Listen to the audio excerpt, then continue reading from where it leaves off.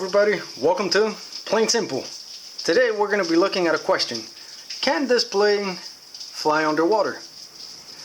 Now this question came up because I started looking at this model. This is a toy. It's a model of a Boeing 747. And the more I looked at it, the more realistic it looked. I mean, for starters, the wings had proper airfoils. Wing dihedral looked pretty correct. The plane balanced surprisingly well. So it looked like it should fly. It looked like a definite possibility. Now, this plane being a toy, it's pretty heavy. It's made of metal and plastic.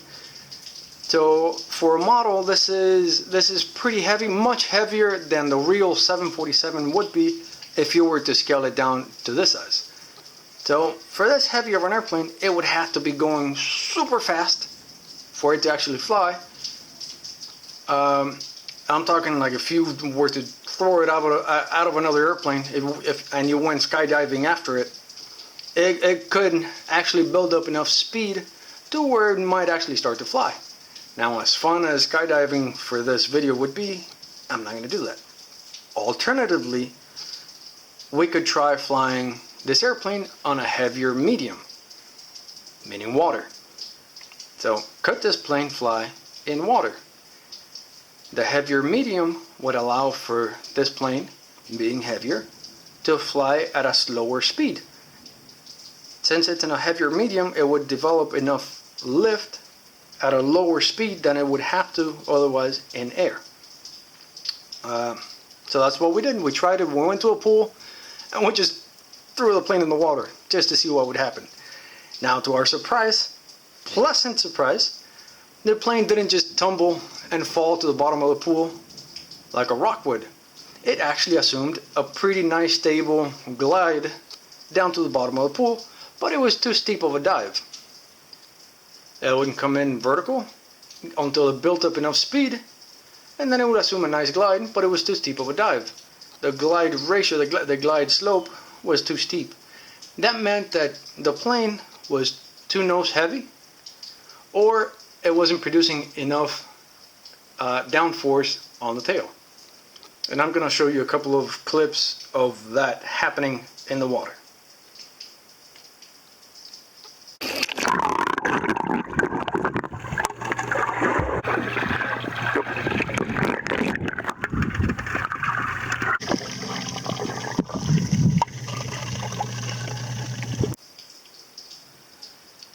Now, we had two options. To correct that, we could either make the nose lighter, or we could produce more downforce on the tail. I didn't think of any easy ways of lightening up the nose, and not in a way that I could adjust anyways, but I thought of a simple way to adjust how much downforce we were getting out of the tail. And that's when we used a couple of pieces of aluminum tape, one here and one here, and basically made our own adjustable elevators. With that aluminum tape, I now had elevators in the tail that I could bend up or down to my heart's content, adjusting how much downforce that tail was producing. What that determined is the glide slope that the plane would have on its way down across the pool. If I had too much downforce, the plane would get too horizontal and slow down too much, and it would actually stall and drop to the bottom of the pool. It would actually start a sequence where it would slow down, stall, nosedive, stall, nosedive, and it did that oscillation all the way down to the bottom of the pool.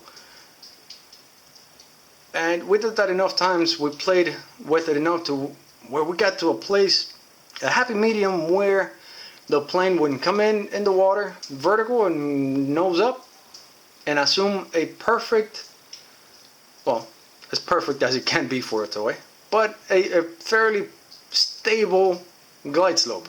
And it wouldn't glide on a stable path all the way down to the bottom of the pool, even in a couple of occasions making successful landings on its own, unassisted. I thought that was pretty cool. So that answers the question, could this plane fly underwater? Is it realistic enough? And the answer is yes. Yes, it can fly underwater. And the rest of this video is going to be a succession of all the video clips of a lot of the attempts that we made where we were fairly successful in getting this plane to fly. I hope you like it. I thought it was pretty cool that this model toy is made realistic enough to where it actually does fly. Alright, hope you like it.